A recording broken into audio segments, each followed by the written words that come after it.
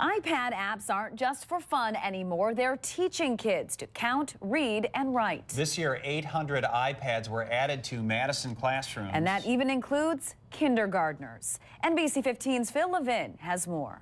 In a modern classroom, a mix of tech that's seen its time and tech that's timeless. A piano is eating. You have 3 marbles. But in the kindergarten of the future, Pick your new color.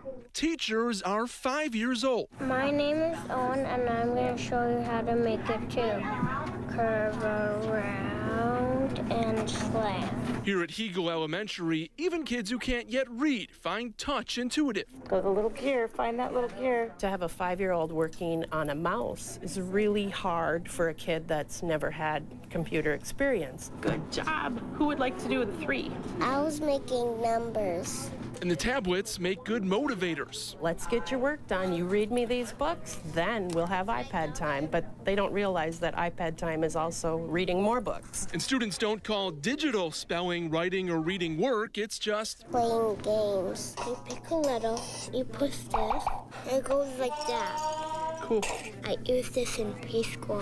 My concern was I don't want to have a child just glued to a computer all the time. We still do so much cooperative learning, so much learning how to get along. They use the iPads together. like learning sixes Remember to start at the top again. and sharing their recorded lesson with the entire class. Curve around and curl it up. And while the iPads are helping some kids learn more quickly or differently, it's helping other kids with skills they may have never learned.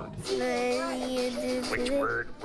Yeah. I have a student with cerebral palsy, and to pick up a pencil is really hard. Write in my name.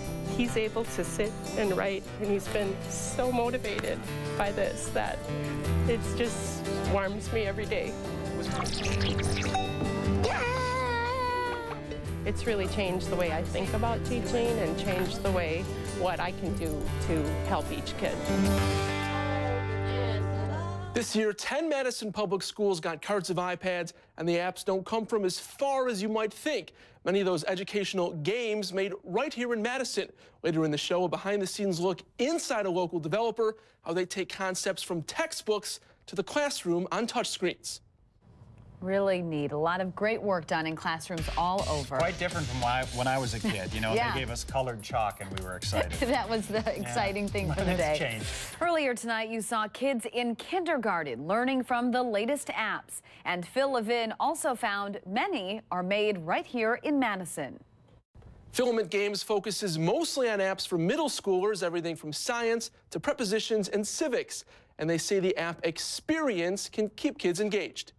In school, when they make a problem harder, that's a drag. In a game, when a problem's harder, that means you move to the next level. Levels in dozens of Filament Games, where kids play biologists, lawyers, and paleontologists. Maybe that hero doesn't have to be someone who's fighting a dragon. That hero can be a scientist or a mathematician. Certain probability of getting sun. Like in their latest game, where players form forecasts. It's a weather game, and we're trying to visualize weather patterns in a way that's not too intimidating. Visuals that take a team to come to life. User experience artists. Designers, programmers, illustrators. We'll stick all these tiles together to create a game world. Their goal is to avoid apps that turn into trivia, just digital versions of flashcards you could find anywhere. Instead, designing an experience. What you do and what you get good at and what you enjoy in the game is directly tied with what we'd like to teach. A game can make something you have to know be something you have to do, and it can reward you for doing that thing and give you really great feedback about how to do it better. And if you haven't hopped on the App Store already, you're probably wondering what all these apps are called and where you can find them. We've got a link to Filament's collection as well as Miss Nelson's favorites for kindergartners up on NBC15.com.